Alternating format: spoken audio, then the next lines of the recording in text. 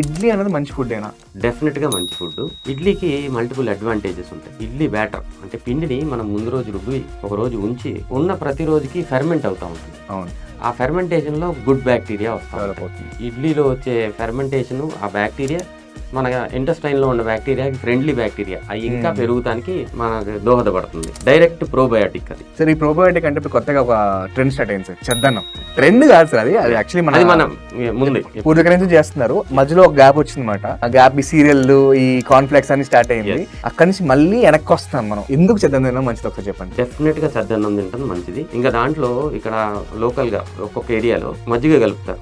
అన్నము మజ్జిగ ఒక నైట్ అంతా ఉంచితే మళ్ళీ లాట్ ఆఫ్ గుడ్ బ్యాక్టీరియా ఎర్లీగా అది ఎక్స్ట్రా బ్యాక్టీరియా మనం కడుపులోకి వెళ్తే అది బ్యాలెన్స్ క్రియేట్ అవుతుంది. ఎగ్జాక్ట్లీ. అంటే you are helping your already existing good bacteria to proliferate, ఇంకా పెంచుకోవడానికి హెల్ప్ చేస్తున్నాం.